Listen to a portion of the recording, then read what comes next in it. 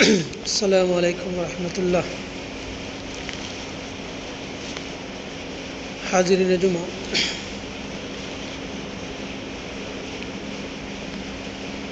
اس ناگہانی آفت اور ابتلا اور آزمائش کے بعد انسان کا طریقہ کار کیا ہونا چاہیے؟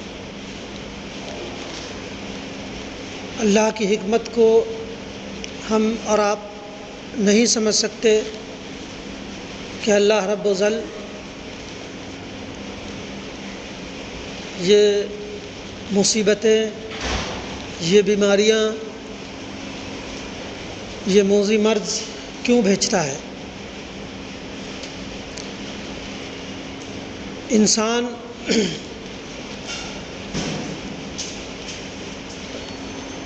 علم و نالج کے اس چوٹی پہ پہنچ چکا ہے کہ وہ ساری چیزیں صرف اور صرف اس علم میں ہی ڈھونڈنے کی کوشش کر رہا ہے۔ اللہ نے جو حکمتیں، جو طریقہ کار بتایا ہے کہ یہ بیماریاں کیوں آتی ہیں، اس سے ہمیں کیا سبق لینا چاہیے، اس کی طرف ہمارا ذہن نہیں جاتا۔ دنیا کی نہ جائے، لیکن جو ایک رب پر یقین رکھتے ہیں، قیامت، جزا اور سزا پر یقین رکھتے ہیں، قضا و قدر پر یقین رکھتے ہیں، تو بہرحال ہمیں اور آپ سب کو اور بھی دوسری چیزیں ہیں اس کے ساتھ اللہ کے بتائے ہوئے فرمودات کی طرف بھی ذہن کو دوڑانا چاہیے۔ اللہ تبارک و تعالیٰ کی یہ سنت رہی ہے کہ دنیا میں جب ظلم و جور بڑھ جاتا ہے، گناہوں سے انسان بالکل عاجز آ جاتا ہے، بلکہ گناہ پروان چڑھنے لگ جاتی ہیں، گناہ کو ثواب سمجھ کر کیا جانے لگتا ہے، تو اللہ تبارک و تعالیٰ انسان کو اس کی حقیقت یاد دلانے کے لیے بسا اوقات اسے آزمائشوں میں، مصیبتوں میں، پریشانیوں میں، بیماریوں میں مبتلا کرتا ہے۔ اور آثار قیامت بھی ہے کہ قرب قیامت طرح طرح کے بیماریاں، موذی بیماریاں جنم لیں گی۔ تو بہرحال اللہ تبارک و تعالیٰ کی یہ سنت رہی ہے کہ انسان کو، چونکہ وہ انسان سے حد درجہ محبت کرتا ہے، ماں جو انسان کو بہت زیادہ محبوب ہے، اپنے بچوں کو بہت زیادہ پیار دیتی ہے، اس سے 99 گنا زیادہ اللہ تبارک و تعالیٰ اپنے بندوں سے پیار کرتا ہے۔ تو وہ چاہتا ہے کہ بندہ مومن یا انسان جسے ہم نے وَلَنَبْلُوَنَّكُمْ بِشَيْءٍ مِّنَ الْخَوْفِ وَالْجُوعِ وَنَقْصٍ مِّنَ الْأَمْوَالِ وَالْأَنفُسِ وَالثَّمَرَاتِ، کہ ہم تمہیں ضرور آزمائیں گے، کبھی پھلوں کی کمی سے، کبھی بھوک اور پیاس سے، کبھی جانوں کی پریشانی سے، اور یہ دنیا کہ ہم نے موت اور زندگی کو صرف اس لیے پیدا کیا تاکہ وہ تمہیں آزما لے کہ تم میں اچھے کام کون کرتا ہے۔ تو اس آزمائش کے لیے اور بعد الموت جو ایک ہولناک دورہ ہے، جہاں اللہ تبارک و تعالیٰ معافی کا کوئی دروازہ نہیں، وہاں کوئی صورت نہیں کہ اللہ تبارک و تعالیٰ سے روئے، گڑگڑائے یا کچھ بھی کر کے معافی نہیں، فیصلہ ہو چکا تو ہو چکا، جنت کا یا جہنم کا۔ تو بہرحال اللہ تبارک و تعالیٰ ہم انسانوں کو یہ چاہتا ہے کہ یہ موت اور زندگی، یہ پریشانیاں، بھوک اور دوسری آزمائشیں دے کر آپ کو، ہمیں سب کو اس طرف، اس ڈگر پہ، اس راستے پہ لگائے، تاکہ جو انسان کا اصل جو کارنامہ ہے، جو انسان کا اصل جو کردار ہے،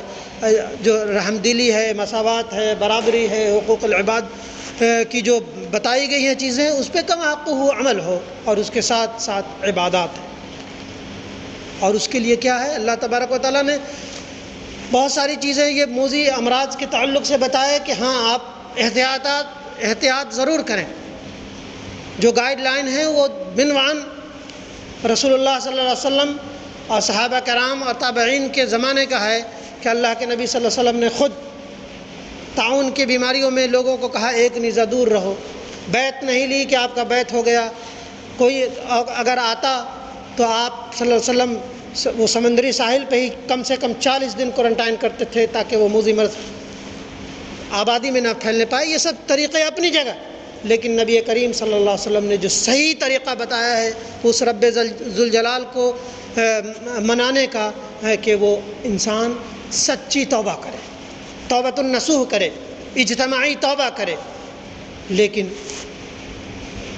آج کا انسان، ہم جیسا گناہوں سے لت پت انسان، اس چیز کی طرف دوڑتا ہی نہیں، اس طرح اللہ کی طرف پلٹتا ہی نہیں کہ اللہ تبارک و تعالیٰ ہم سے کیا چاہتا ہے۔ آج بھی انسان کے زندگی میں، اس کے کردار میں کوئی خاص تبدل، تغیر نظر نہیں آتا۔ اتنی بڑی آزمائشیں، نہ جانے کتنی جانیں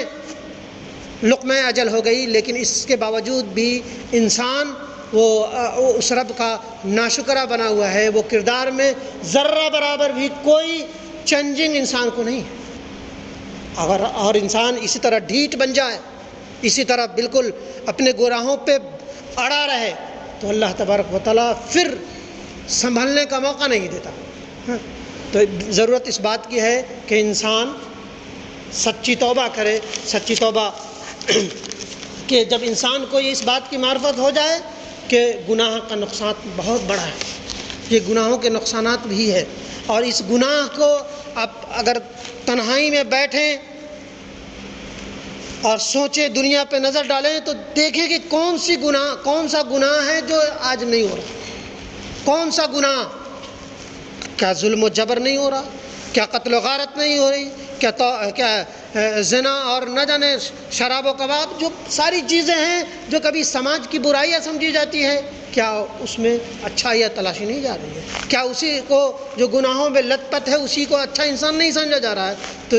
جب انسان ان سب کے باوجود دیکھے اور اس کو یہ معرفت حاصل نہ ہو کہ یہ گناہ ہے، یہ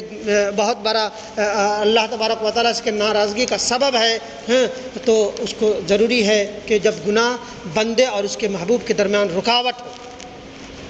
محبوب اس کا رب ذوالجلال ہے، وہ رب ہے اور پیارے نبی صلی اللہ علیہ وسلم ہے، کہ جب اس کا وہ ہو جائے تو اس بات کا قصداً ارادہ کرتا ہے کہ گناہ کو چھوڑ دے گا، آئندہ نہ گناہ کروں گا، اور جو پہلے کیے ہے اس کی وجہ سے جو میرے اعمال میں کمی واقع ہوئی ہے اسے پورا کرنے کی کوشش کروں گا۔ تو بندے کی اس مجموعی کیفیت کو توبہ کہتے ہیں۔ علم، ندامت اور اعراض، ان تینوں کے مجموعے کا نام توبہ ہے۔ اللہ عز و جل سورہ تحریم میں فرماتا ہے یا ایھا الذین آمنوا توبوا الی اللہ توبۃ نصوحا، اے ایمان والو اللہ کی طرف توبہ کرو جو آگے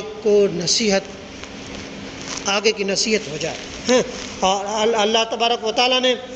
توبہ کرنے والے اور آزمائش میں مبتلا ہونے والے بندوں سے پسند کرتا ہے۔ توبہ کرنے والے بندوں سے اللہ تبارک و تعالیٰ، اور جسے آزمائش میں ڈالا گیا ہے اس کے نصیحت مل جائے تو اللہ تبارک و تعالیٰ اس انسان سے محبت کرتا ہے۔ بے شک اللہ تعالیٰ توبہ کرنے والوں کو پسند کرتا ہے۔ ہر مسلمان پر ہر حال میں ہر گناہ پر توبہ کرنا واجب العین ہے۔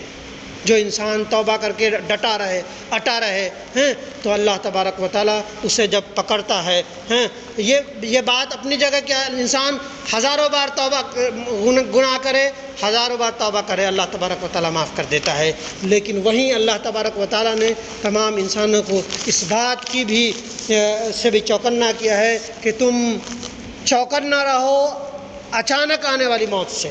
توبہ اپنی جگہ، توبہ اللہ تبارک و تعالیٰ کو بہت پسند ہے، لیکن نہ جانے کیا ہمیں اس بات